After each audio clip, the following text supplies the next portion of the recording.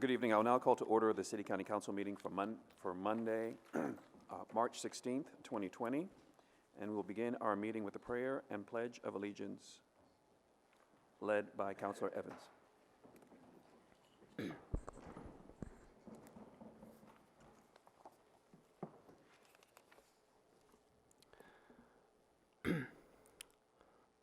Prayer is about spirituality.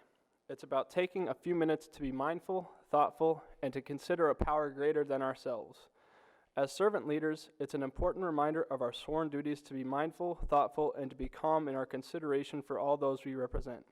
We must be responsive and not reactive in our approach to our sworn duties, roles, and responsibilities. In these times of uncertainty, we must choose knowledge over fear and work to understand each other's fears. We must lead with empathy and demonstrate compassion for everyone in our community, protecting the vulnerable. We are in an unprecedented time of confusion and what is yet unknown. We are being asked to practice social distancing, wash our hands often, avoid social, work, and school activities, and importantly, continue to take care of ourselves and families. As we physically distance ourselves from our normal activities, we must find ways to stay connected and reduce social isolation within our communities. I pray for our leadership to have the strength, courage, compassion, and uncompromising willingness to work in the best interest of all who make up our communities, especially for those facing even greater marginalization in these uncertain and unusual times. However you choose to pray, let that prayer open your mind, heart, and soul to all those in need, no matter who they are and their individual situations. Many in our community are facing a new fear of homelessness, and we must work together to find solutions. This is the time for this council to lead without bias and to serve without condition. I pray that we find collective responsibility to act while our actions have the greatest impact. Thank you.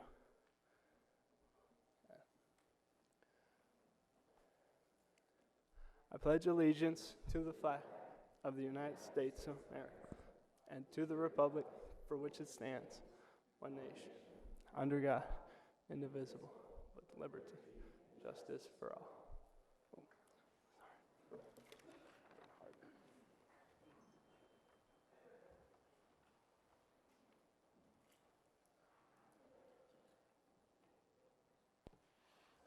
Councilors, please select your green button to indicate your attendance.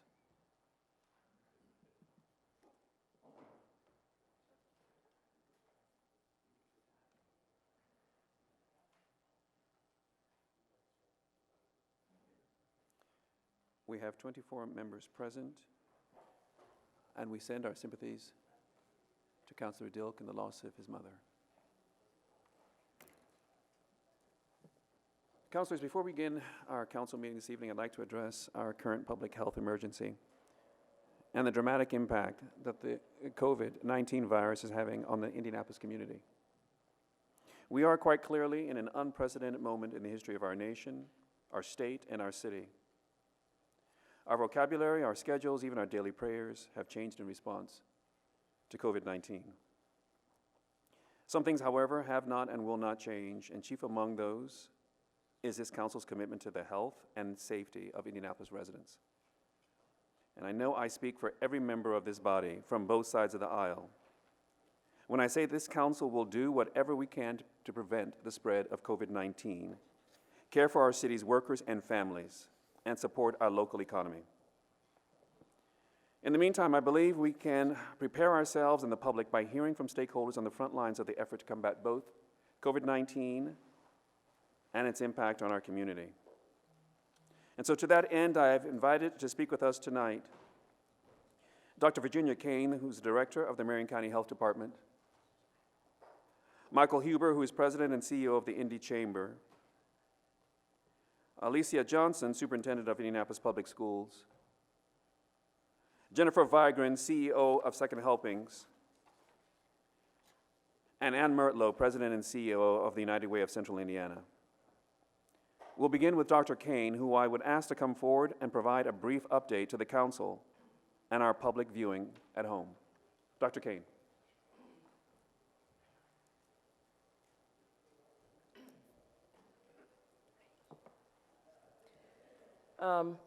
Thank you, President Opsley, and the rest of the members of City Council. I'm here to tell you that we do have a serious concern in our community related to the coronavirus. And I believe last Friday, not this past Friday, but the Friday before, on March the 8th, I had announced the very first case of coronavirus in Marion County. And since that time, last Monday, we are now up to a total of 7 cases today, of which sadly I have to announce that we had a death today of one of our coronavirus cases. And I do want to make the distinction, it was not the very first case that we first reported on, but it's been a case since our very first case. And in the investigation of all of our 7 cases now, which we received the last case actually late this morning, we now are convinced that we now have what's called the community spread of the coronavirus. As you realize, in my initial remarks for the first case, we were able to identify that individual as contracting the coronavirus outside the state of Indiana. For this case that the individual died, we could not identify any outside travel history, nor could we connect this particular individual to any infected case of coronavirus, either here in the state or anywhere else. So we're making the assumption that we now have a community spread of this virus. And because of that, that helped to precipitate the restrictions that we put in place based on the recommendations from Centers for Disease Control and with our governor's recommendation coming out earlier in the day. So I believe that a number of you may have received or seen that press release where we are having restaurants not be able to serve their members but can stay open if they're doing delivery or takeouts related to the restaurants. We're also closing the bars related to that. Any entertainment venues, which includes movie houses or gyms or fitness places that we have put in place as a result of our recommendation. And initially we had said that there should be no larger public gatherings of greater than 250. That has now been revised to have no longer than 50 individuals should be higher in any public non-essential gathering. So, and I believe that's all I have. Thank you, Dr. Kane. Would there be 1 or 2 questions from members of the council? All right. Councilor Barth. Thank you, Mr. President. Dr. Kane, and thanks for your update earlier. It was incredibly helpful. One question I had is, Marion County is responding very quickly and taking very decisive action under your leadership and the leadership of everyone here and the mayor's leadership, which we all appreciate. I'm noticing that surrounding counties are not quite as fast to come up to the same level of tactics and approaches that we are. Does that give Marion County any heightened risk, or do you have any insight on what other counties might be doing down the line? So I think that we have some honestly very specialized, skilled local health officers in their surrounding counties. I cannot compliment Mayor Hotsett and Public Safety Director Paul Babcock for their President Vop Osili, who we have sought quick and technical advice. And you have to make quick and rapid decisions based on this fluid and rapidly changing things. So I don't know what's happening in the surrounding counties. I may have an advantage over them. One, I am an infectious disease specialist, and I am in the Division of Infectious Diseases at Indiana University School of Medicine. So this is my area of expertise and my background. So I have a step up related to maybe some of my surrounding colleagues. But we also have a lot of experience. We had great experience in the H1N1 big outbreak, and we had similar experience with Ebola. And we have a mesh coalition. This is a coalition of all of our hospital systems, and we have a patient safety coalition of which we try to identify anything in the healthcare systems, and that we have been meeting regularly for years. And since this coronavirus, our patient safety committee has met every week since the end of January. So sometimes the smaller counties don't have that same kind of infrastructure to be able to respond. And we have, though a very robust Indiana State Department of Health, and they give us a lot of guidance. We have other schools like the Fairbanks School of Public Health, the Indiana University School of Nursing, that a lot of times that we access additional resources and help related to that. But know this, we're all in this together. I hate to tell you this. So all of the surrounding counties, we have a memorandum of agreement with each other. So if someone needs some resources and another county has it, our goal is to really help each other out. Thank you, Dr. Kane. Councilor Brown. Dr. Kane, thank you so much for being here. I know you had spoken with us earlier, but I was hoping to put this out for the public. If someone thinks that they've been exposed or is concerned that they may be infected based on symptoms, and if you could go over those symptoms also, what is the next step? What should they do? Okay, so let me just outline what the symptoms are for coronavirus. So the number one criteria that we look at a symptom is that we want to see if you have a fever and a temperature 100.4 or higher. And we like to see this associated with coughing, or you may have sneezing, or shortness of breath. Now, some secondary symptoms that can occur sometimes with the coronavirus is if you're coughing a lot, it may precipitate a headache. You may say, wow, I have a sore throat or runny nose.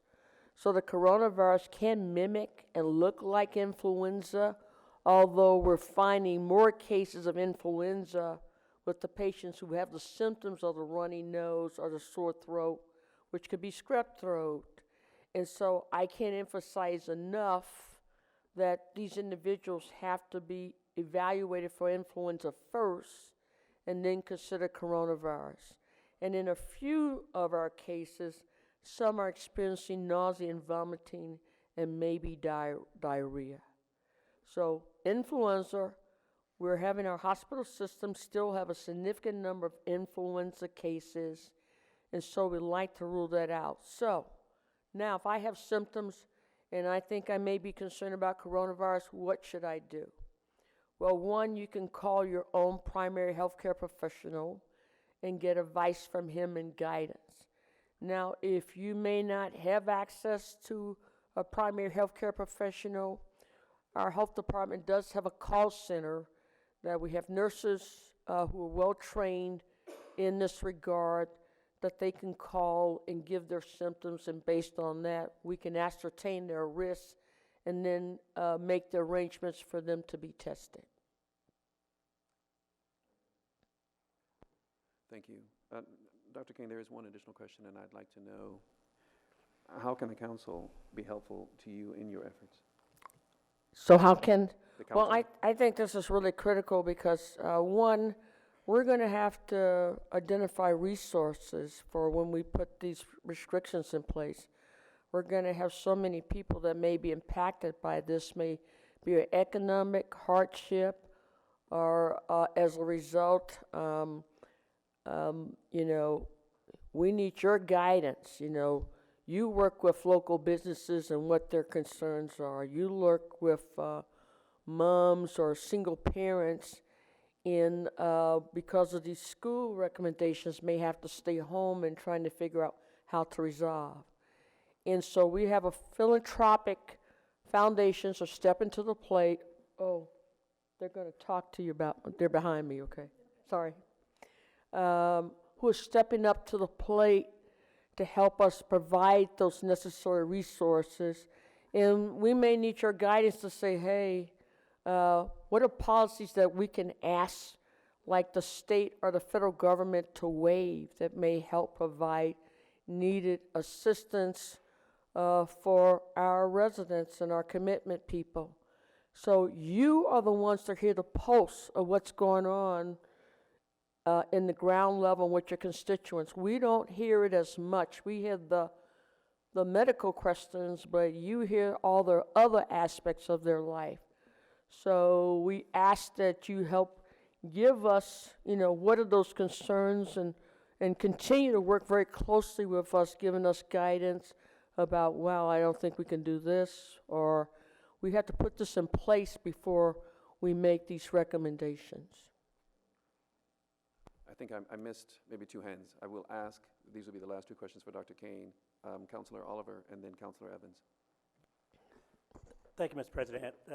Dr. Kane, as we've been suggested to subdivide into smaller groups, what those numbers are, we start out with a large number, I believe. Some suggest 250, down to 50, so forth, so on. But specifically, my question is, if someone within a group setting is diagnosed and they had the symptoms or confirmed, what's the next step to the rest of those in that group? So let me just say that we have a very strong epidemiologic department and field. So if someone is diagnosed with the coronavirus, we go back in that person's history 14 days prior to that. And we try to ascertain where has that person visited, how long were there, did they attend certain events, and based on our findings, what we do is that we send letters out to the individuals that we feel have been exposed, and we ask them to self-quarantine themselves for 14 days. And then our health department actually does the monitoring of those folks who are self-quarantined, because we need to monitor them every day to make sure if they're developing symptoms, how do we quickly get them tested in order to see there may be another whole set of people that they may have been exposed to. So we do a very... Will everyone in that group be tested? So it only depends on if they're symptomatic. Right now, we still don't have enough availability of tests. It's been more robust this week because we had the commercial labs start, and we have most of the hospital systems have coronavirus testing available, but only about 1 million tests happened this week.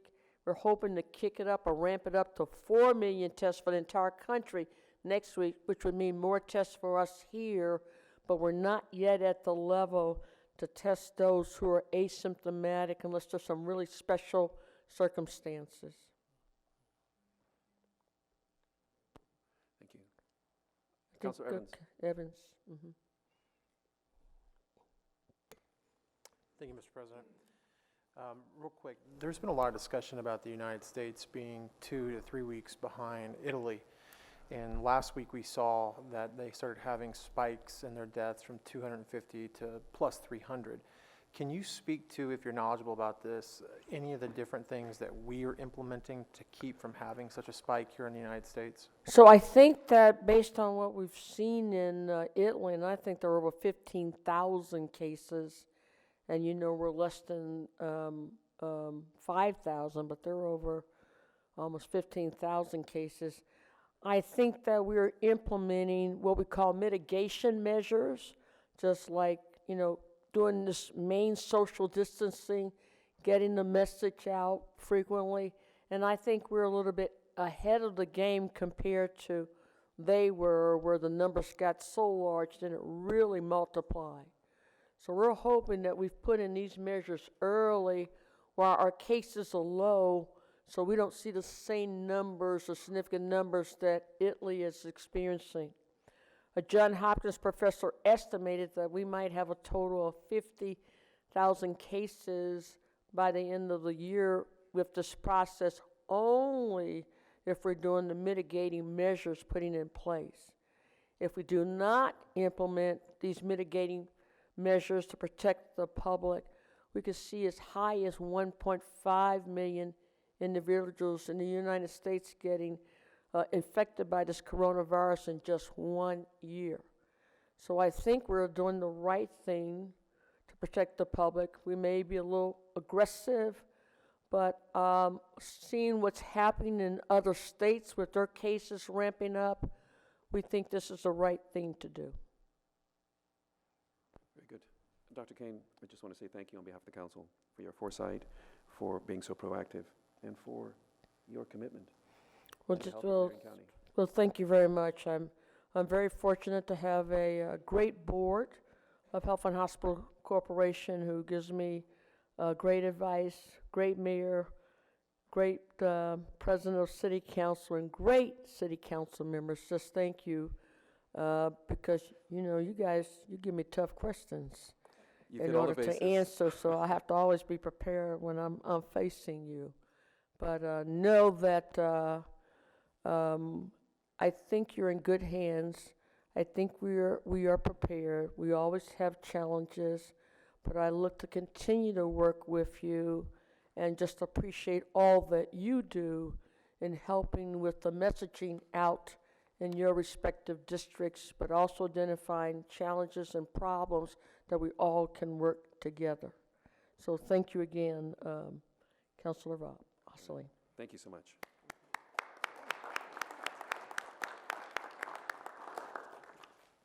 I would like to ask to come forward Michael Huber, President and CEO of the Indy Chamber. Thank you, Mr. President. Thank you, members of the council, for the opportunity to be here. We appreciate your leadership, and we're going to have a need for your bipartisan leadership in the next few weeks. Obviously, in our lifetimes, we haven't seen anything like this. I learned a lot from Dr. Kane's testimony just a moment ago. As you know, the Indy Chamber organization is made up of 2,000 businesses, and 85% of those members are actually small businesses of 50 employees or less. And we have to prioritize the health of our community, but we also have to think about our local economy. So just for background, the president of our board is also the CEO of Indiana University Health, Dennis Murphy, whom many of you know. And in this uncertain time, we're focused on helping small businesses make the best and most informed decisions as they navigate this terrain that none of us have seen before. These small businesses are really what makes Indianapolis, Indianapolis. And if you consider the recent directives, federal, state, and local, that will have restaurants and bars closed for a period of time, which we believe are necessary, it does give us some anxiety about the future of many of these businesses. These businesses have always also been impacted by the loss of major events. And what we're seeing just in the very recent days is a lot of retail businesses, a lot of restaurants, a lot of service businesses too, not just consumer services, but business-to-business services, who are looking at some very, very hard decisions. First things first, we as a business organization, we think our responsibility is try to protect the health of the business owners and their families and their employees and their families. We're getting a lot of questions from the public, a lot of questions about business, about things that we can't control 6 or 12 months down the road, and we're trying to keep everybody focused on what can we control, how can we contain the spread of this virus, as Dr. Kane directed us. So that's really the focus of most of our conversations with those business owners right now. However, we're also monitoring changes in state and federal policies regarding small business administration, lending activity, Department of Labor and Department of Health and Human Services policies, things impacting unemployment claims, insurance claims. And as many of you know, we have many of those are moving targets right now. In some cases, they're changing hour to hour. We're trying to anticipate what these changes will be, but it's giving us more questions than answers right now as I stand here on a Monday night. Now, that being said, we got together as a staff with other board members at the end of last week, and we were like, are we going to sit back and kind of wait for this? What can we act on now? And I'm very proud of the action that my team took on Saturday and Sunday. I think you would be proud too. Today at 2 p.m. we launched the Indy Chamber Rapid Response Hub. You can find that at response.indychamber.com, response.indychamber.com. It is a site and a service that provides answers to these frequently asked questions that we're getting from entrepreneurs, business owners, and employers, covering a number of key topics. Now, as I mentioned earlier, the most common questions that we're getting right now are, do you have connections to resources for my employees? Can I stay open? Should I stay open? Those kinds of questions. Sometimes there's a simple answer, sometimes there is not. We just launched this thing at about 2:15 p.m. today. I checked in with my team who's running the site about 6. We had about a little over 40 inquiries, okay? We expect that number to be considerably higher tomorrow. I did verify that almost all those questions came from small businesses. In some cases, we'll be able to route them to resources that exist, like Employ Indy. Many of you are familiar. Employ Indy, the organization that's handling questions from furloughed employees and laid off employees. And I hate to say this, but I think we're going to see more and more laid off employees of service businesses in the coming days. Obviously, we're going to work to minimize that number, but it's already happening. So in some cases, we know where to route that question. In some cases, we just do the best we can. We did, though, create a hands-on service, which we are able to scale up to a point, which includes our own business coaches at Indy Chamber, but also the Kelley School of Business has brought resources to the table in the form of faculty, graduate students, in some cases alums, that are beginning to take those calls as well. We will update this rapid response hub, or response.indychamber.com, daily as the new information becomes available, and we're grateful for the support of so many civic organizations. I mentioned the IU Kelley School of Business, United Way and Ann Mertlot's support, Employ Indy, the Arts Council and the work that they're doing to make sure that they have the finger on the pulse of artists and creative professionals. It's really inspiring, even though it's just been a few days, and even though we don't know where this is going, to see the partnerships that have already emerged. I know you're going to hear from United Way, you're going to hear from Ahmed Young at Indianapolis Public Schools, Jen Vigran at Second Helpings. One of my experiences of being here in Indianapolis for 20 years is we all circle the wagons and help each other, just as I know you're putting partisanship aside in this time. So, and yet, what Dr. Kane was saying, it looks like it's going to get a little bit worse before it's going to get better. So how can we as a business organization drive the right behaviors so that we can protect the health of the business owners, protect the health of their employees? There'll be plenty of time for thinking about how do we grow out of this and how do we recover. The last thing I will say is we do have business coaches as part of our organization who respond to the needs of small business, who are available as much as possible via electronic communications. But we will monitor new resources as they're made available in the coming days. Really appreciate the leadership and support by the mayor and the mayor's team to get as many businesses connecting with state and federal authorities about the possible availability of new small business administration loan capital that may come available. I say may come available because we don't know, but every bit would help at this point, because many of these businesses, the ability to float some expenses or stay open 60 or 90 days may be the difference between them staying open or not. So really appreciate the mayor's leadership there. Again, I'll end my comments there, and at the president's discretion, might be able to take a few questions. Thank you, Mr. Huber. Are there any questions from fellow councilors? Councilor Brown. Thank you for coming tonight. One thing I've been doing is urging my constituents to go and purchase gift cards at restaurants and other businesses in the area to help them with cash flow. Is there anything else that somebody who just wants to help out their local businesses could do? Yeah. So, Councilor Brown, we've heard just in the last 6-7 hours probably 30 great ideas for how we could support impacted businesses in the meantime.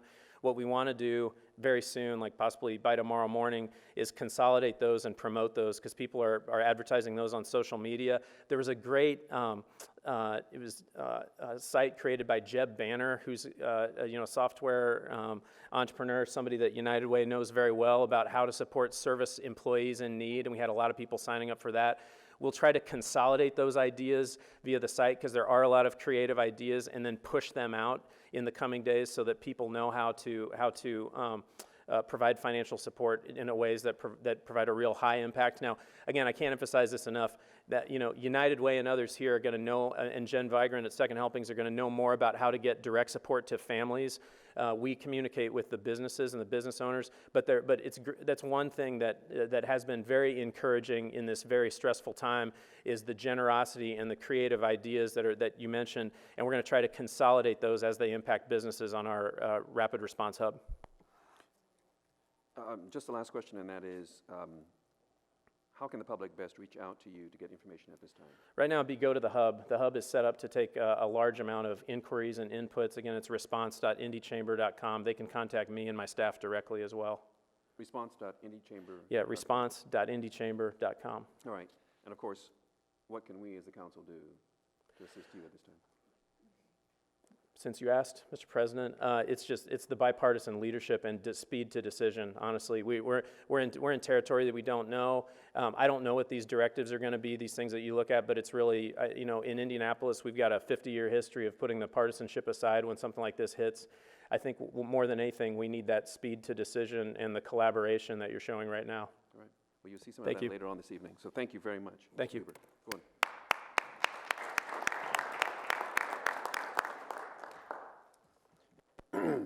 I didn't finish the sentence earlier. It is Alicia Johnson, who is superintendent, and she, of Indianapolis Public Schools, but with us this evening is Chief Counsel of Indianapolis Public Schools, Ahmed Young. Mr. Young, thank you. Thank you for joining us. Oh, thank you for the invitation.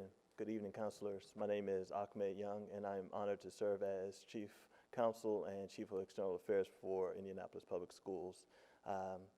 Not the best time to be before you all, honestly, but you all are handling the people's business, and when the invitation came, I couldn't help but say yes to that immediately. This is a time that gives us pause, and it's a reminder of how important leadership is to not only the city of Indianapolis, but to a community. And one of the things that we talk about often within Indianapolis Public Schools is that our schools serve as a hub within many of our communities. And with that, there are a lot of pros that come with that. But at the same time, in a time like this, it can serve as a con as well, particularly through the lens of spreading of a disease. So when we think about the role that Indianapolis Public Schools can play immediately, we took swift action last Friday in making the decision to close schools, even knowing the ramifications for closing schools, particularly for our most vulnerable students. And in times of crisis, unfortunately, those individuals in those communities that are most impacted and most heavily impacted and exacerbates the chasm between the haves and the have-nots are those individuals that are already living on the margins. So how do we step up and support those individuals and those families and students that are already living on the margins and will be impacted even greater during a crisis like this? So we look at this through the lens of three particular approaches. One, how do we continue the education of our students? Two, how do we ultimately serve the social and emotional needs of our students? And three, and how do we flatten the curve that Dr. Kane mentioned earlier? So that was our first priority. How do we flatten that curve and try our best to stifle the spread of COVID-19? So that was our first course of action. Our second course of action was how do we make sure that our most vulnerable families have access to food and clothing and the other essentials that they may not get outside of our school environment. And third, how do we make sure that education continues up through the next several weeks and beyond potentially. And that's what we've been working on day in, day out. It's funny because I feel as if I used to go from meeting to meeting to meeting. Now I'm going from conference call to conference call to conference call, just like many of you. And every single one of those conference calls is about how do we serve our students? How do we serve our families? How do we make sure that they have what they need, not only academically and educationally, but from a hunger and food standpoint? And Indianapolis is known as a small, big city. I would say it's not even 6 degrees of separation. It's closer to 2 degrees of separation. And the benefits of that in times of crisis is that you can pick up the phone and have conversations with Jennifer. You can have conversations with Michael. You can have conversations with your city county councilors and solve problems. And that's what we've been doing day in and day out since this crisis hit. So we're going to continue to do that. So thank you all. Thank you. Just a few questions, if you don't mind. Is the district contemplating or discussing how children whose parents are at work during the day are to remain safe? Childcare is something that we think about and has been a major topic. And in coordination with United Way and other stakeholders, we're figuring out ways to make sure that so long as students are at home, that there's someone there to take care of them if necessary. But ultimately, parents do have to work. And how do we provide childcare in a really thoughtful way? So we're having those conversations, and we're doing that diligent work to problem solve. All right. The students who are not attending school, you are providing, obviously, homework packets in paper. What is the opportunity for e-learning? And how do we help our students have more reliable access to, to the internet or devices? E-learning has become a very popular phrase. Unfortunately, e-learning is not an equitable existence or option for many of our families and students. So how do we create an equitable environment for all of our students, particularly those that are most disadvantaged? And that's been our biggest priority, making sure that we create a level and fair playing field to make sure that the education experience continues for all of our students. So we, instead of using the parlance and the phrase e-learning, we've been using home learning. And that home learning started on Friday when we delivered and printed up thousands and thousands of pages of activities and projects and worksheets for students to continue that home learning environment. But ultimately, we're also working with those in the private and philanthropic sector to begin to close that digital divide that's grown over the years to make sure that we can get to a state where we do have e-learning available to all of our students. That's perfect. Yeah. So you are making up for that gap by simply going out in old school, making sure that those kids have that we their are. homework. Yes, indeed. Whether it's paper or paper, pencil.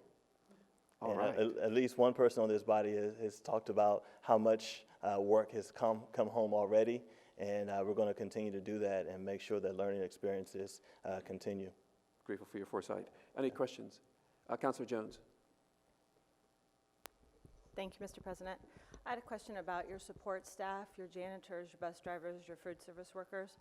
Are they on a temporary layoff during this time, or what is the condition of their employment? Their employment continues. They continue to get paid. The last thing we want to do is put our team members, our family members in jeopardy, in harm's way by cutting off that pay. Thank you very much. I appreciate that. Thank you. Councillor Jackson.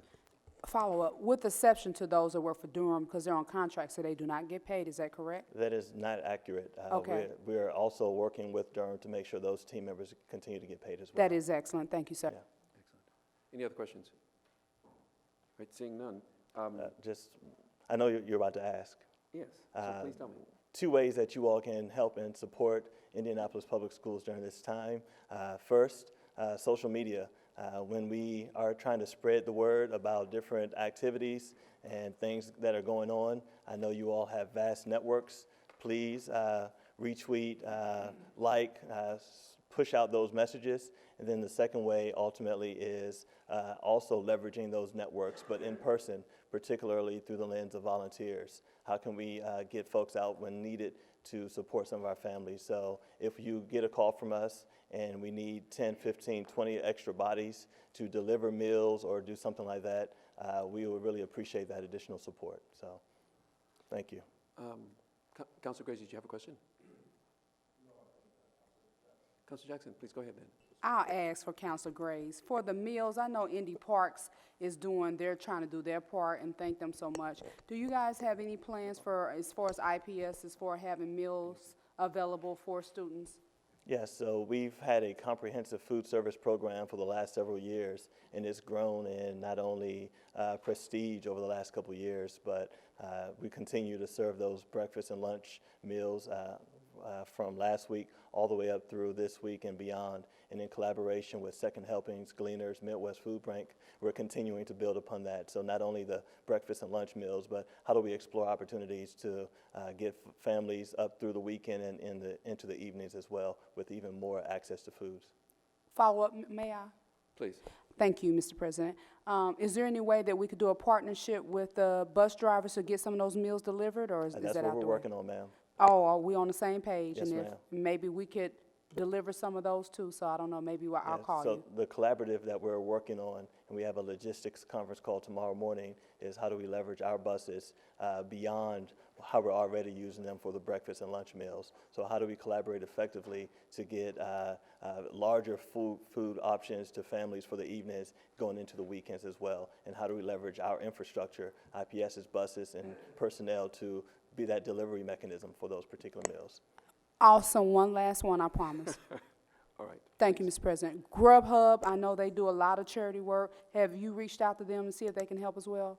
I haven't, but I plan on calling them this evening to deliver some food to my house. Maybe tomorrow you call the CEO, Yes, president, ma'am. or you guys reach out to them. Thank you so much. Thank you.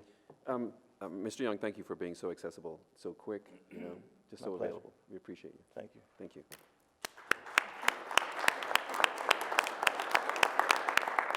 And I would like to ask Jennifer Vigran, who is CEO of Second Helpings, to come forward and provide us an update.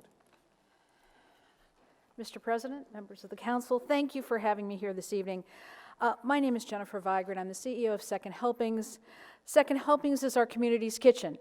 Each day, we provide 4,500 good, nutritious meals to senior centers, shelters, children's programs throughout our community free of charge.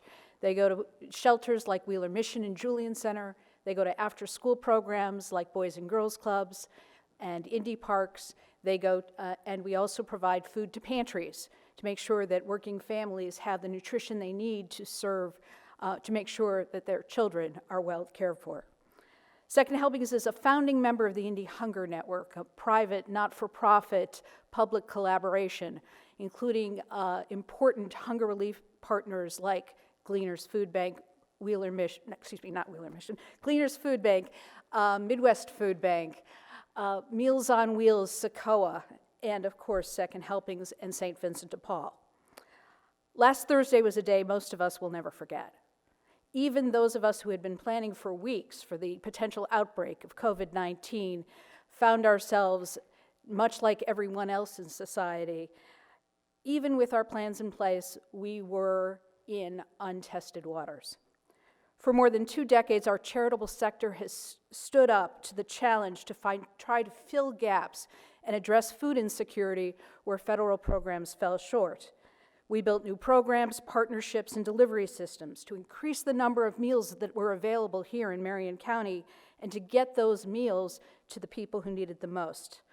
But COVID-19 presented a challenge unlike anything our sector had encountered before. Traditional disaster relief models rely on the ability to mobilize large number of volunteers. They rely on the ability to spur corporate philanthropy and to deliver meals in congregate settings. None of those things work in a setting where you're faced with a virus, where the best thing to do is to stay home, to stay away, and where businesses are struggling to survive. You have often heard, I'm sure, that for children in our community, many of them, school means food. When schools were closed, so were school-based pantries.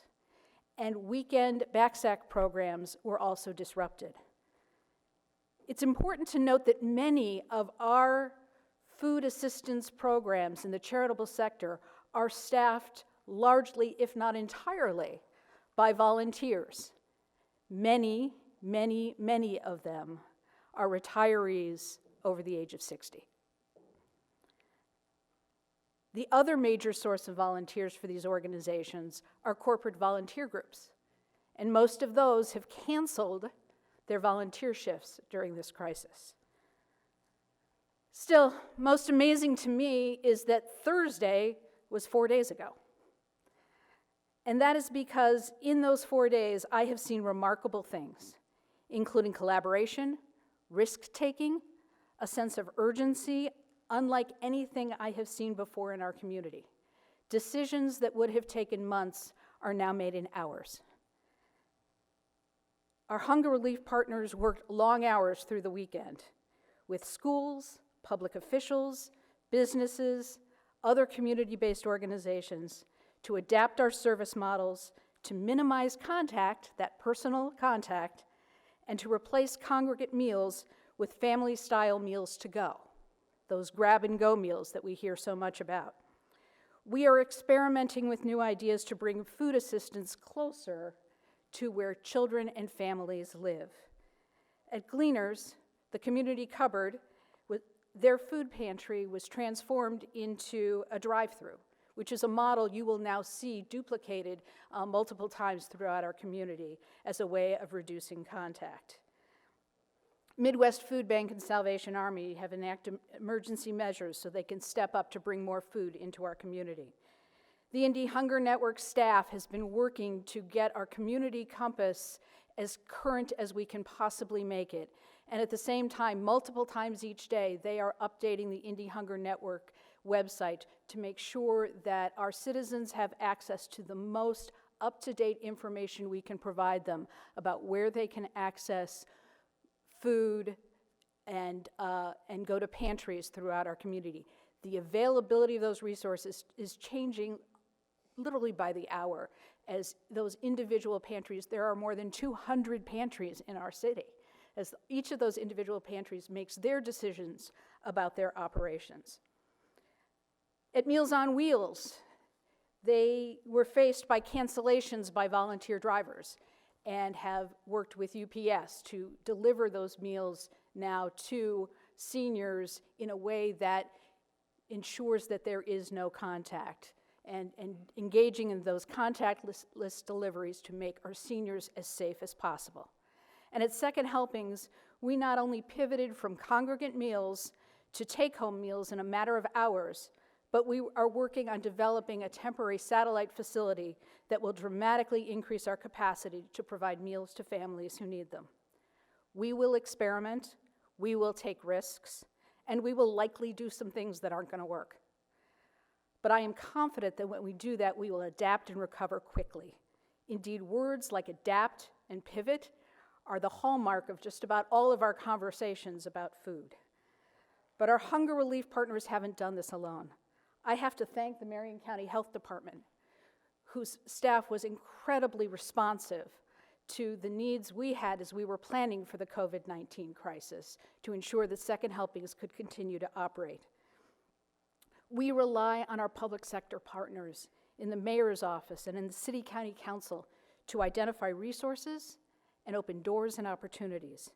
And we are secure in the knowledge that as we take risks and as we stretch those resources, we have organizations like the United Way and the Lilly Endowment who have our backs. I know I speak on behalf of all of our hunger relief partners when I thank you for your support, your leadership, and your engagement. There is no one-size-fits-all solution to addressing food insecurity in our community, particularly during this crisis. Our organizations will do all we can, but we still need neighbors helping neighbors just as they always have. And as we roll out these new initiatives, we need your continued support. We need your help in identifying families and neighborhoods that are underserved. Please know, though, that we are committed to doing all we can to serve them. Thank you. Thank you. Councilor Johnson. Thank you, Mr. President. Thank you for being here. Thanks for all of your work. So I'm trying to reconcile this notion that we need to do everything we can in terms of social distancing while also recognizing a shortage of healthy volunteers. So I guess my question is, or I guess an assumption is that we're taking steps. So if I say, I think of myself, we're an organization that has a lot of young people involved with it. If we want to send volunteers to you, we can make assurances to them on behalf of you and Gleaners that every step is being taken to also keep everyone safe while they're volunteering, correct? So here is what we're doing. Actually, right now at Second Helpings, we are not accepting new volunteers for that very reason. Yes, we have a lot of volunteers who are over the age of 60. And we have actually split our staff in half and limited our volunteers to 1 day a week, and they must stick with that day. And that is designed both to ensure that our organization is as resilient as it can be in the face of this epidemic, but also to ensure that we are limiting the number of contacts that our volunteers and our staff have. There are other organizations that have had to make that very difficult decision as well, because while lots more hands would make the job a whole lot easier. We need to protect those who are doing the work. Gleaners Food Bank, I know, I have talked to them, they are desperately in need of more volunteers, good, healthy volunteers who can help pack all of these pantry boxes and help them get this food out into our community to people who need it. I know, have taken measures to ensure that they are minimizing the the amount of contact that people have with others. That's part of what that mobile food pantry is all about. Sure. And perhaps, Ann, you could speak to it too when you come up, but I think there is this kind of resonating hope for people to want to do more to help, and I think they're just they're curious on how to do that. I mean, I think we're trying to be safe while also act on our need to serve our community, so any advice on that from you and from Ann when you come up would be incredibly helpful. Thank you. Ms. Vigran? I would just say that to the extent that you can be helpful to encourage those able-bodied, healthy people who would like to help to really engage, whether it is as simple as neighbors helping neighbors and making sure that neighbors who may be homebound or in perhaps self-quarantined are cared for and have what they need. There are certainly plenty of ways that we can help people without actually coming into contact. At the same time, gleaners and organizations like that desperately do need their help, and we cannot do this alone. We are businesses like every other, and we have the same challenges of making sure that our staff stays healthy, just like everyone else. Everyone, thank you very much for your Thank you. time this evening.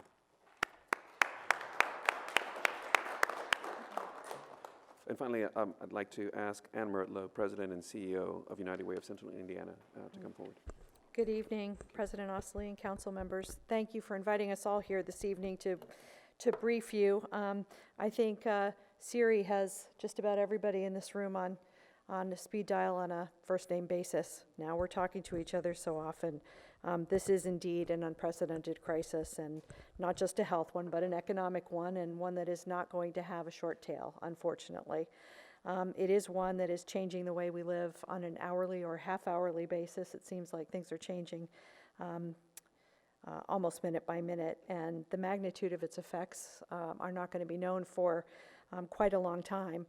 Our response has started with things as simple as really, number one, acting responsibly in the way we conduct our business so that we're protecting the health of the people around us and our community, while also ensuring that we're able to conduct our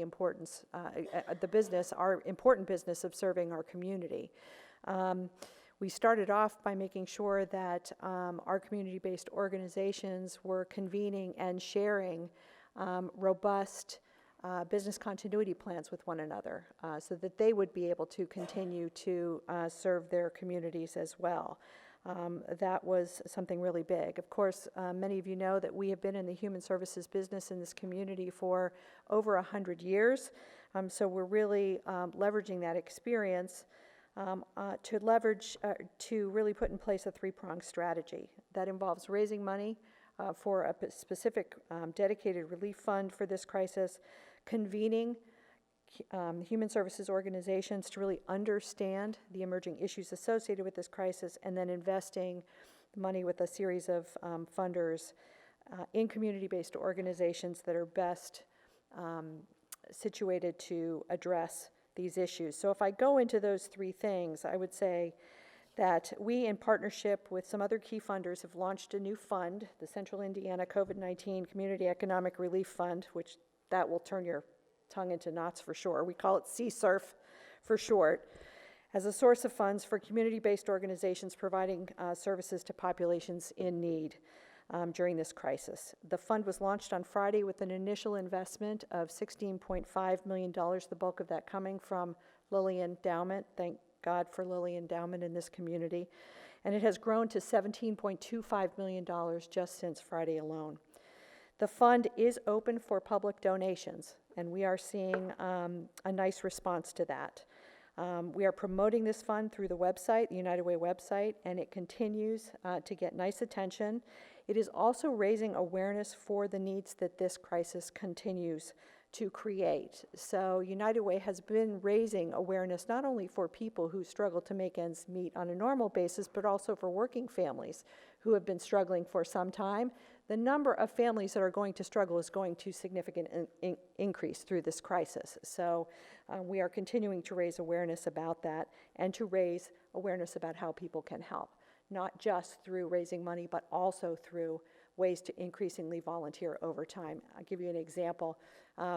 Gleaners obviously is in need of volunteers. It is a low-touch way to volunteer right now. We will continue to grab those ideas, and we have a way of connecting people to those ideas. So those opportunities will be available on our website.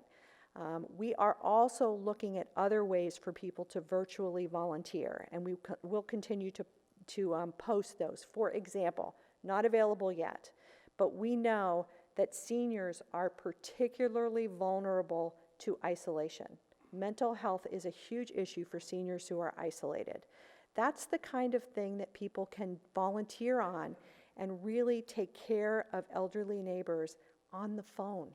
Call up the neighbors, talk to them, and they might be talking to them about, do you have enough food? Do you have your prescriptions? But also talk to them about their grandchildren just for a little while and really take care of their neighbors that way. That's a way people can really help. So we're looking at all of those ideas, and that's a way that neighbors can take care of neighbors. So we'll be informing on that.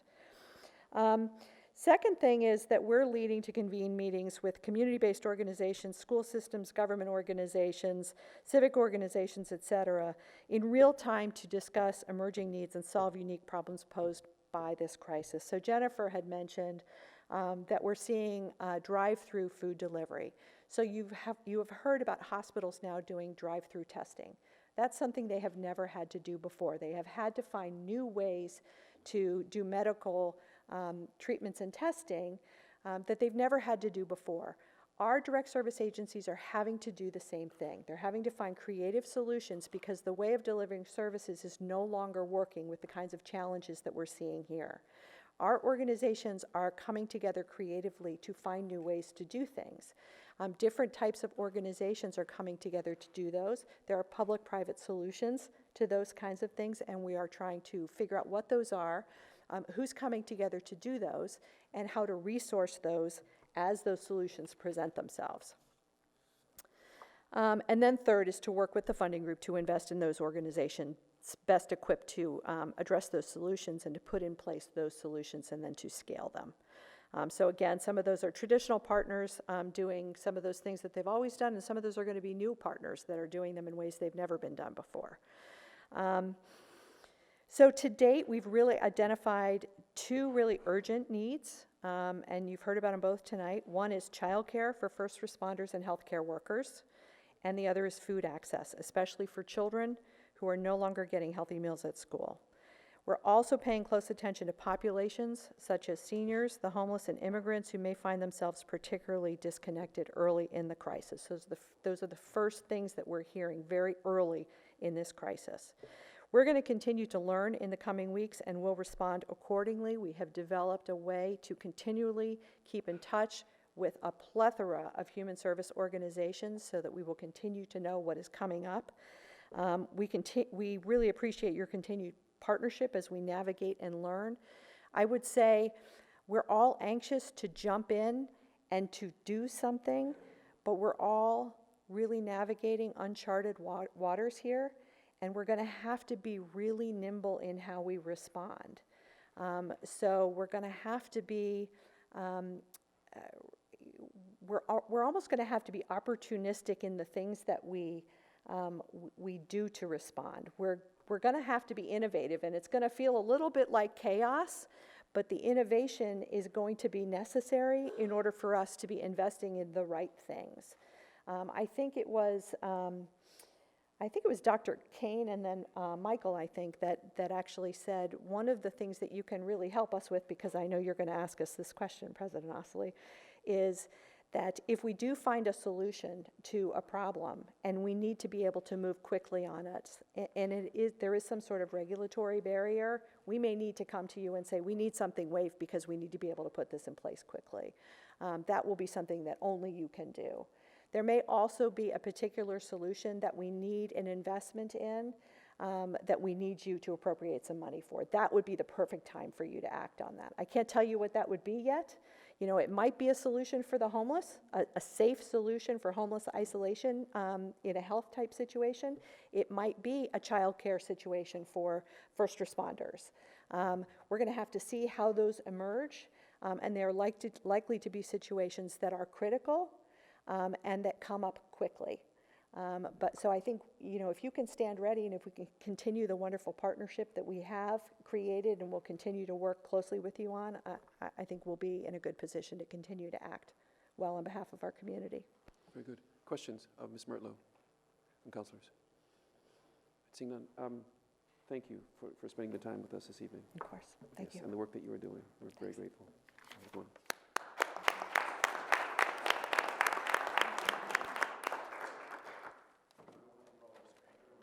Everyone who actually came out and shared information with us this evening, because we know that you and your colleagues are working around the clock to serve our community.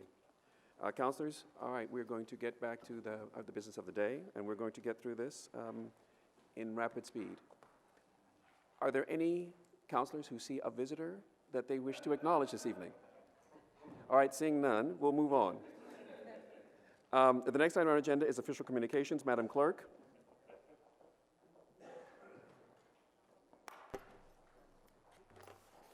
Thank you, Mr. President.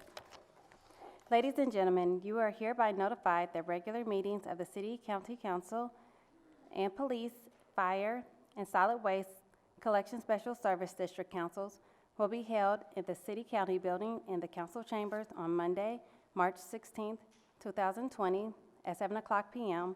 The purposes of such meetings being to conduct any and all business that may properly come before regular meetings of the councils. Sincerely, Bob Bosley, President, City County Council. Ladies and gentlemen, pursuant to the law of the state of Indiana, a cause to be published in the Court and Commercial Record and in the Indianapolis Star on Monday, March 2nd, 2020, a copy of a notice of public hearing on proposal numbers 67, 79, and 80, 2020, said hearing to be held on Monday, March 16th, 2020, at 7 o'clock p.m. in the Public Assembly Room of the City County Building, and as well as a copy of a legal notice of General Ordinance Number 1, 2020. Respectfully, Sarita Hughes, Clerk of the City County Council. Ladies and gentlemen, I have approved with my signature and delivered this day to the Clerk of the City County Council, Sarita Hughes, the following ordinances: Fiscal Ordinance Number 1, General Ordinance Number 1, Special Resolution Numbers 8 through 13. Joseph H. Hogsett, Mayor. Mr. President, this concludes the official communications. Thank you, Madam Clerk. Mr. Vice President. Thank you, Mr. President. I'd like to move that we amend the agenda to advance proposal number 122, 2020 to special orders final adoption of proposals for action this evening. There are timing issues regarding this proposal that require passage before the next council meeting. It's moved and seconded. Any questions or comments? All those in favor signify by saying aye. Aye. Opposed? Very good. The next item on our agenda is adoption of the agenda. Do I have consent? Consent. The next item on our agenda is approval of journals for February the 24th, 2020. Do I have consent? Consent. We will now proceed to presentation of petitions, memorials, special resolutions, and council resolutions. And that first item on our agenda is proposal number 121, which supports and encourages local efforts in response to the COVID-19 pandemic.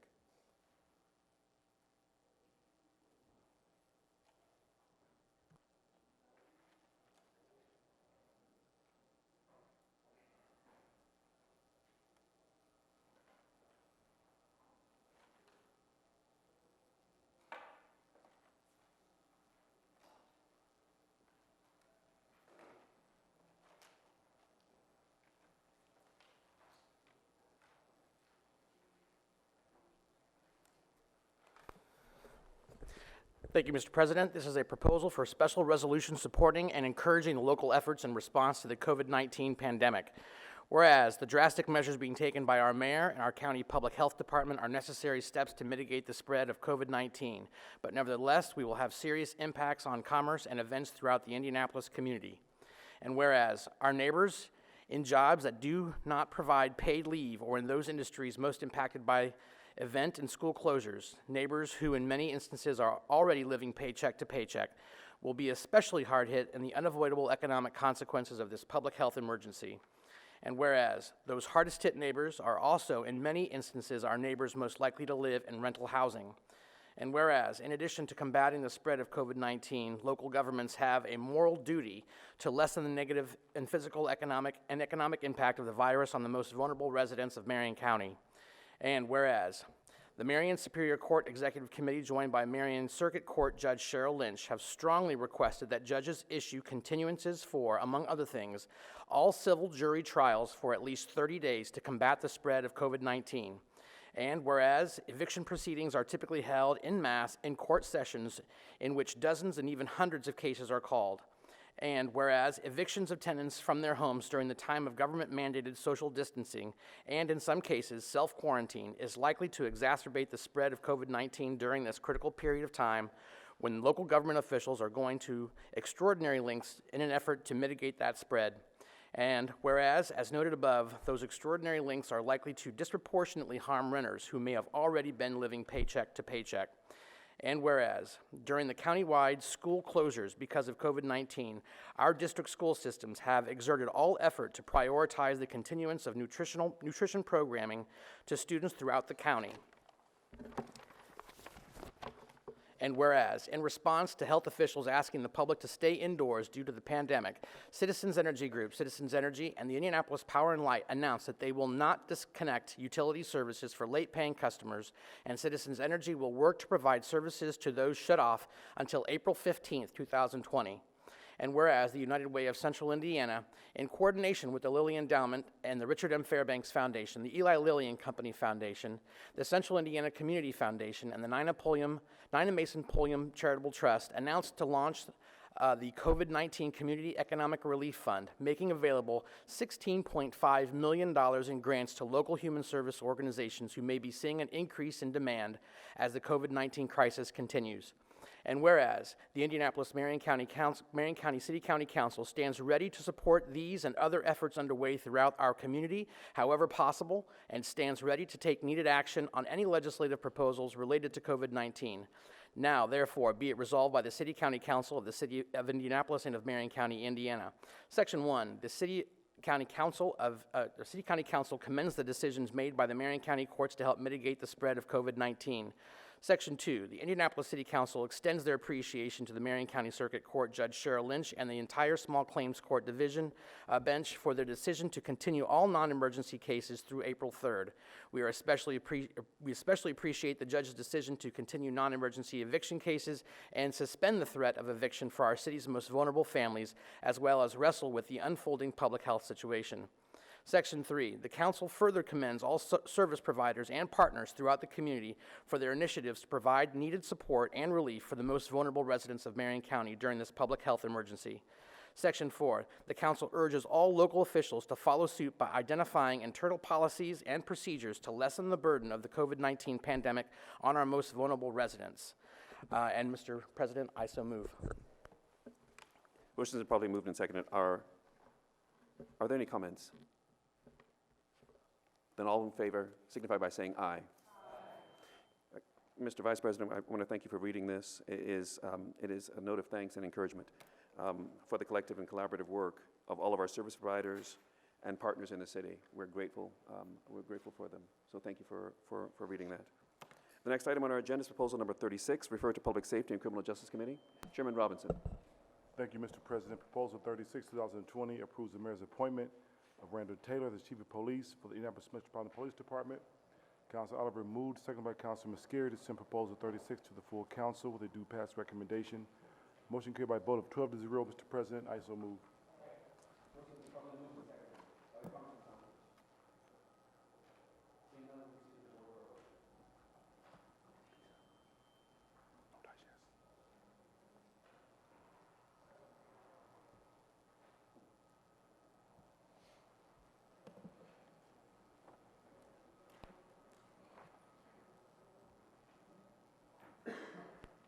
Motion carries 24-0. The next item on our agenda is proposal number 37, referred to Public Safety and Criminal Justice Committee. Chairman Robinson. Thank you, Mr. President. Proposal number 37, 2020, approves the mayor's appointment of Ernest V. Malone as the chief of Indianapolis Fire Department. And, Mr. President, Councilor Muscari moved, seconded by Councilor Barth, to send proposal number 37 to the full council with a due pass recommendation. Motion carried by a vote of 11-0. Mr. President, I so move. Are there any comments from councilors? Councilor Jackson. Real quick, I just want to say Chief Malone is in the house. I just want to thank him for his work over the years, and we appreciate you, Chief Malone. Councilors, any other comments? All right, well, we all appreciate Chief Malone. Chief Malone, can you stand up? Just want to say thank you.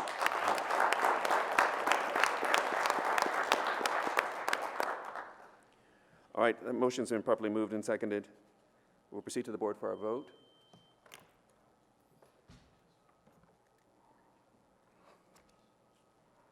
Motion carries 24-0. The next item on our agenda is proposal number 56, referred to Public Safety and Criminal Justice Committee. Chairman Robinson. Thank you, Mr. President. Proposal number 56, 2020, reappoints Louis Perfetta to the Indianapolis Marion County Forensic Services Board. Councilor Oliver moved, seconded by Councilor Muscari, to send proposal number 56 to the full council with a due pass recommendation. Motion carried by a vote of 11-0. Mr. President, I so move. All right, motions have probably moved and seconded. Are there any comments from councilors? Seeing none, we'll proceed to the board for our vote.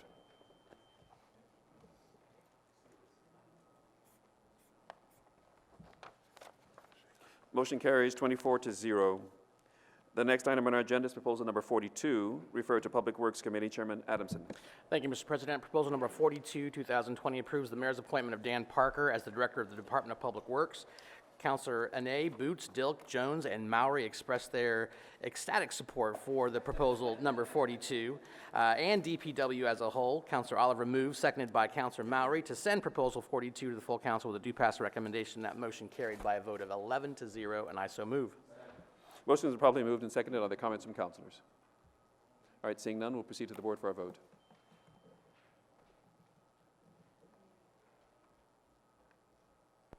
Motion carries 24-0. The next item on our agenda is proposal number 51, referred to Metropolitan and Economic Development Committee. Chairwoman Lewis. Thank you, Mr. President. With consent, I'd like to take proposals number 51 and 84 together. Proposal number 51 reappoints Kathy Good to the Property Tax Assessment Board of Appeals. Proposal number 84 appoints Elizabeth Ellis to the Woodruff Place Economic Improvement Board. Both proposals passed out of committee by a vote of 12-0. Mr. President, I so move. Motions are properly moved and seconded. Are there comments from councilors? All right, seeing none, we'll proceed to the board for our vote.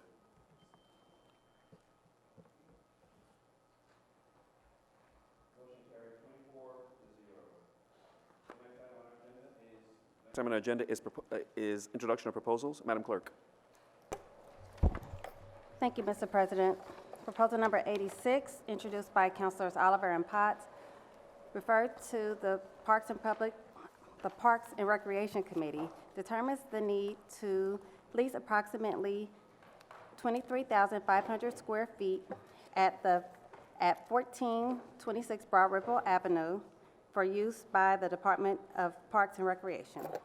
Proposal number 88, introduced by Councilor Boots, referred to the Metropolitan and Economic Development Committee, approves the statement of benefits for Apex Benefits Group, Inc., and JFG Real Estate, LLC, as an applicant for tax abatement for property located in an economic revitalization area. Proposal numbers 89 through 97, referred to the Public Works Committee. Proposal number 89, introduced by Councilor Adamson, approves additional appropriations totaling $9,600,000 in the 2020 budget of the Department of Public Works, Transportation General and Solid Waste Collection General Funds for the design, construction, and inspection of capital infrastructure projects, and for personnel and contractual costs of the Engineering Division, and to fund the additional personnel costs associated with the continued implementation of a second shift and for capital equipment for the Operations Division, Transportation General Fund, which appropriations to be supported from additional anticipated state distributed gas tax revenues, and to fund the leasing of new capital equipment for the Solid Waste Division, Solid Waste Collection General Fund. Proposal number 90, introduced by Councilor Potts, authorizes a speed limit reduction to 25 miles per hour in the Norley and Rose Bay Commons subdivisions in District 2.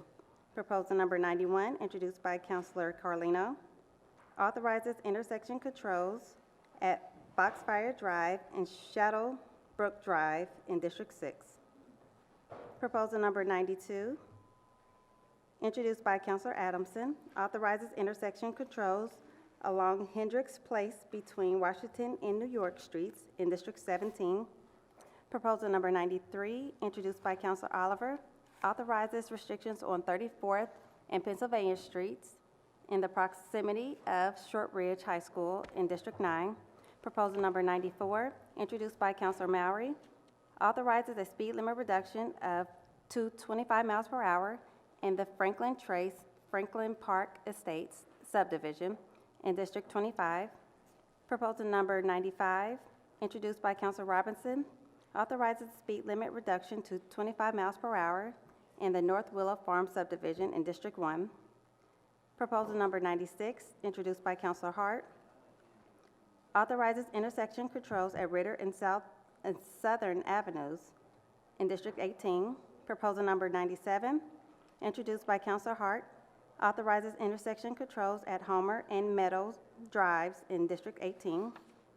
Proposal number 101, introduced by Councilors Mowry, Ane, Dilk, Hart, and Holliday, referred to the Administration and Finance Committee, urges the administration to, 1, waive the city's option to purchase all of the location fixtures installed by Blue Indy, 2, enforce Blue Indy's contractual obligation to remove all of the location fixtures from their current location at Blue Indy's expense within 60 days following the expiration of the option period, and 3, to have those parking spots revert back to non-meter public use.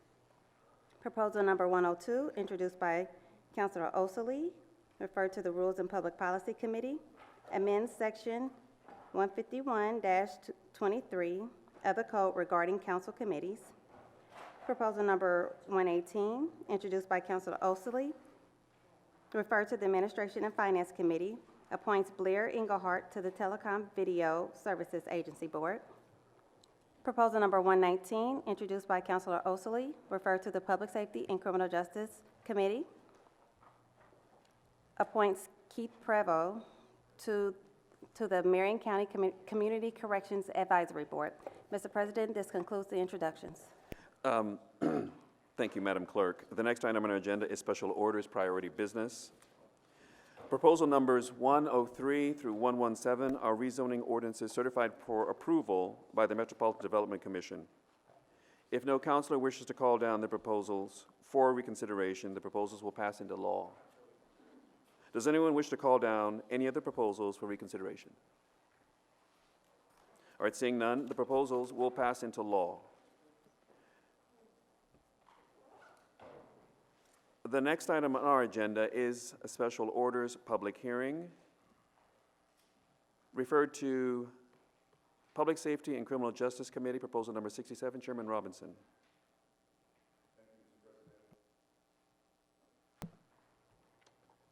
Thank you, Mr. President. Proposal number 67, 2020 approves an additional appropriation of $1,035,000 in the 2020 budget of the Office of Audit and Performance to finance the high utilizers of multiple systems analysis and strategy project recommended by both reports of the 2016 Indianapolis Criminal Justice Reform Task Force and the 2018 assessment of the Marion County Sheriff's Office. Councilor Barth moves, seconded by Councilor Muscari, to send proposal 67 to the full council. They do pass the recommendation. Motion carried by a vote of 11-0. Mr. President, I so move. Motion has been properly moved and seconded. Are there comments from councilors?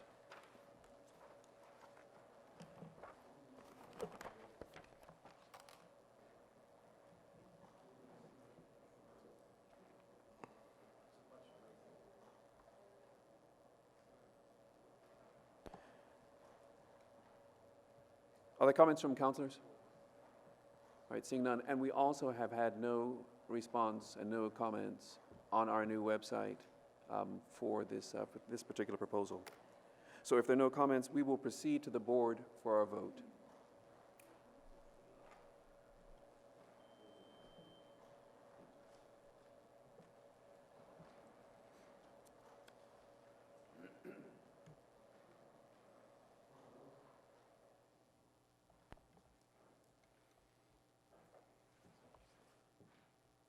Motion carries 24-0.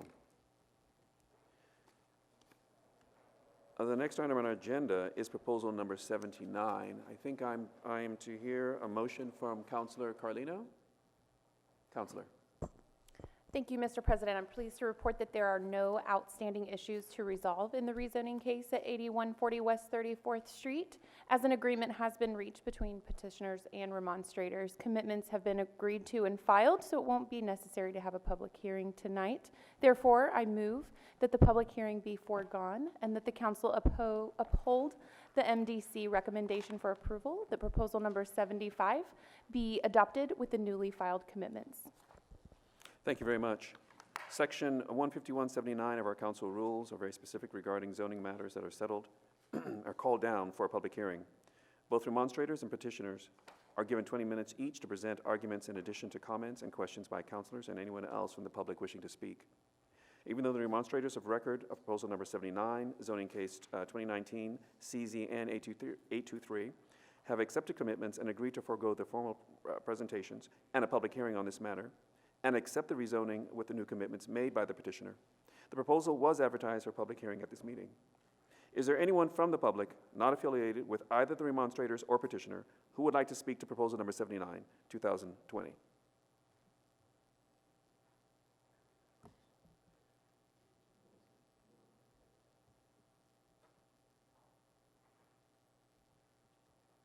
All right, seeing none and having received no comments electronically, are there any additional comments or any comments from councilors? Then we will proceed to the board for a vote.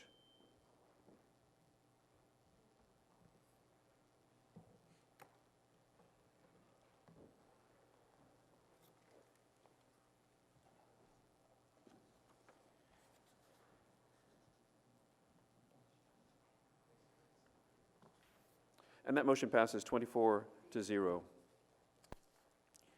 Proposal number 80 is a rezoning ordinance for Wayne Township in Council District 15 located at 8150 Rockville Road.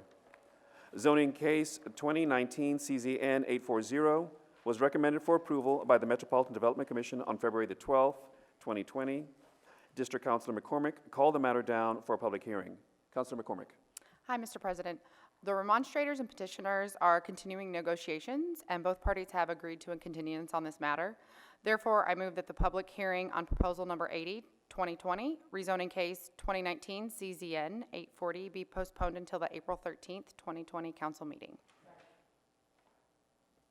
Favor? All those in favor, please signify by saying aye. Aye. Any opposed? Proposal number 80, 2020 will be continued to April the 13th. There is no business under special orders, unfinished business, and so the next item on our agenda is special orders final adoption. Proposal number 1, referred to Rules and Public Policy Committee. Chairman Johnson. Thank you, Mr. President. Proposal number 1, 2020, establishes a study commission to review the status of the city's response to climate change, including the implementation of the Thrive Indianapolis Plan.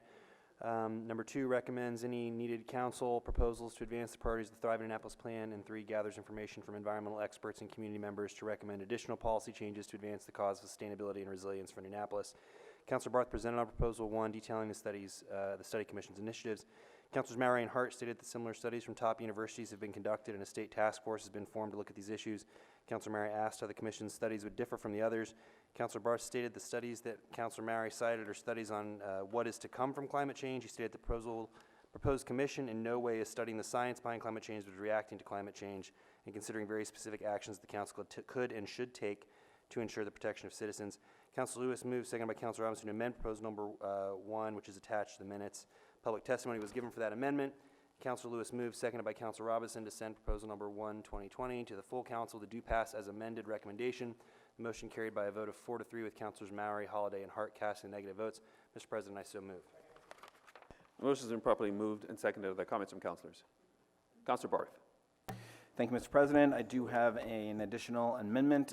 During the committee meeting, we did pass, or the committee passed an amendment that added detail about requiring the commission to take a look at environmental equity, which is very important and supported by the committee, except there was one thing I was looked to ask at to review, and that was that in one of the whereas clauses, the term communities of color subsequently had items, impacts of climate change that were associated with that were much too broad. And so I was asked to tighten that up a little bit, which I've done. And so the amendment is before councilors. Mr. President, I move to further amend the preamble of Proposal 1, 2020, as previously amended in the committee by deleting the language that is stricken through and adding the double underlined language in red in the highlighted portions to read as follows. And you can see there's two new whereas sections. Whereas low-income neighborhoods are disproportionately comprised of historically marginalized communities, and whereas climate change continues to take a toll on cities, including Indianapolis, through extreme weather events, risking higher electricity, water, and wastewater bills for consumers, and on the now fourth whereas, strike through and communities of color, and I so move. The motion to amend has been properly moved and seconded. Are there comments from councilors? All right, seeing none, we'll go to the board for a vote.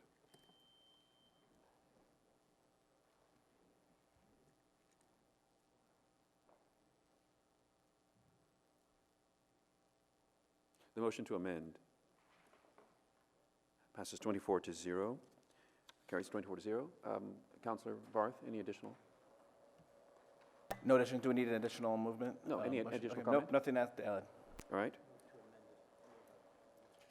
So the motion has been properly moved and seconded as amended. Any additional comments from councilors? Seeing none, we'll proceed to the board for a vote. For proposal number 1 as amended.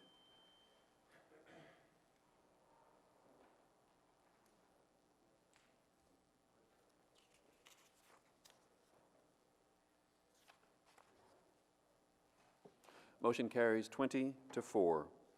The next item on our agenda is proposal number 68, referred to Metropolitan Economic Development Committee. Chairwoman Lewis.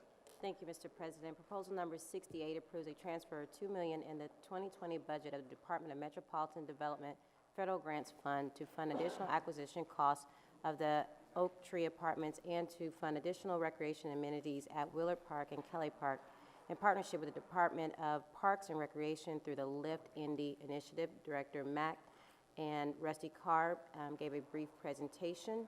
The proposal passed out of committee by a vote of 12-0. Mr. President, I so move. Motion has been properly moved and seconded. Are there comments from councilors? All right, seeing none, we'll proceed to the board for a vote.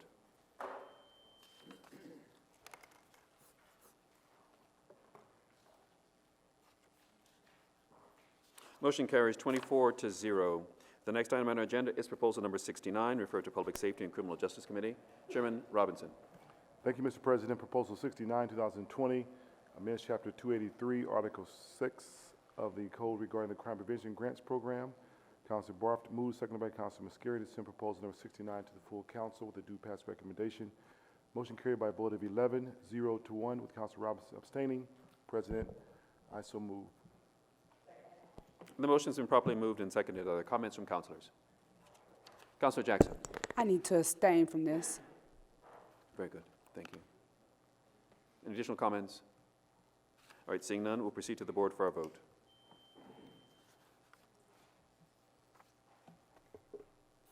Mr. President, I apologize. I should ask for permission to abstain from the crime prevention grants as well. Very good, noted. Thank you. All right, the motion carries with a yea vote of 20, a nay vote of 1, and abstentions of 3.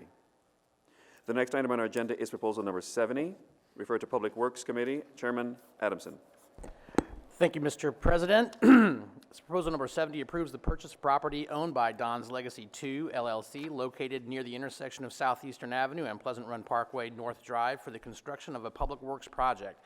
Director Parker gave a presentation that included the explanation that the new funding plan would fund priorities Tier 1 and Tier 2, which covers Southeastern to English, including the intersection Southeastern English and rural. The funding for this is $9.6 million available through multiple internal funding sources. Tier 1 construction will begin in late 2020 and 2021, and Tier 2 construction will begin 2021 and 2022. For those interested parties from the rest of Southeastern Avenue will be addressed in the capital plan for reconstruction in 2022. Councilor Carlino moves, seconded by Councilor Oliver, to send Proposal 70 to the full council with a do pass recommendation. That motion carried by a vote of 11-0, and I so move. The motion has been properly moved and seconded. Are there comments from councilors? All right, seeing none, we'll proceed to the board for a vote.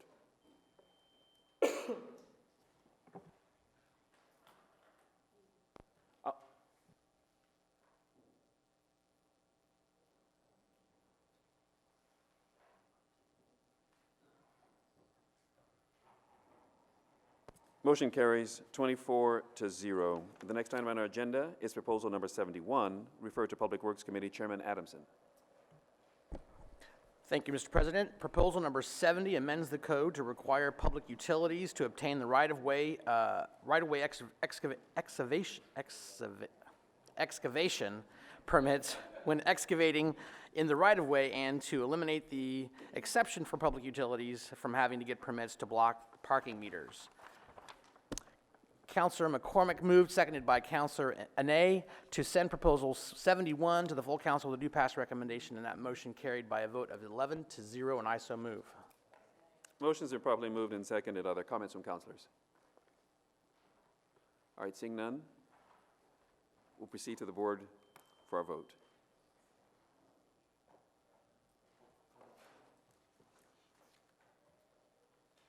Motion carries 24-0. There is no business under Special Service District Councils.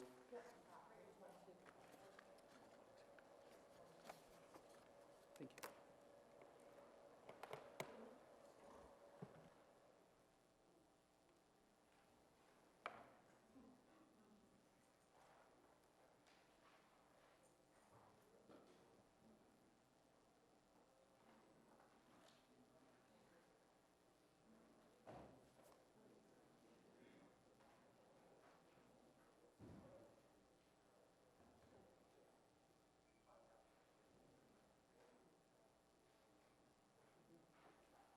Council members, we introduced something earlier on this evening. In fact, we altered the agenda. It's for proposal number 122. It consents to extension of Mayor's declaration of local disaster emergency in response to the COVID-19 pandemic. I need a motion. So moved. All right, and a second. Very good. Are there any comments from councilors? Councilor Mowry. Thank you, Mr. President. I think just to make clear, this does not give the mayor ultimate authority until a infinite date, a finite date. This is putting him till he would have to come back before us after April 5th. Is that correct? That's correct. Thank you. Yes. Any additional comments? Councilor Barth. Thank you, Mr. President. Just one quick comment. I want to thank you for putting together the team that presented earlier. I think a lot of the information that citizens of Indianapolis are getting is very rapid, and they haven't had the opportunity to have a consistent set of information set forward in such a thoughtful way that we had from our guests earlier.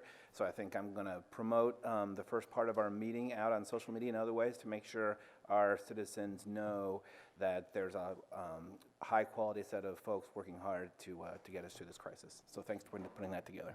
Very good. Very good. Thank you. Additional comments from councilors? All right, seeing none, we'll proceed to the board for our vote.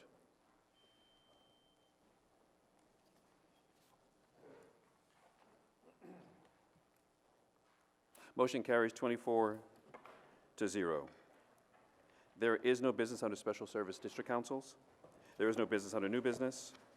The docketed agenda for this meeting of council having been completed, the chair will now entertain motions for adjournment. Mr. President, Chair recognizes Councilor Maury. Mr. President, I have been asked to offer the following motion for adjournment by all councilors in memory of Melba Anita Dilk. By all councilors in the memory of Dr. Corey Servas. By Councilor Holliday in the memory of Judith Thorpe. By Councilor Maury in the memory of Paul Wilson. By Councilor Ney in the memory of Margaret Peg Clark.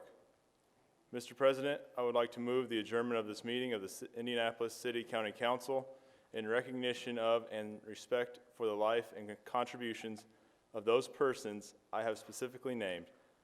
I respectfully ask that the support of fellow councilors. I further request that the motion be made part of the permanent records of this body and that a letter bearing the council seal and the signature of the president be sent to the family of each person advising of this action.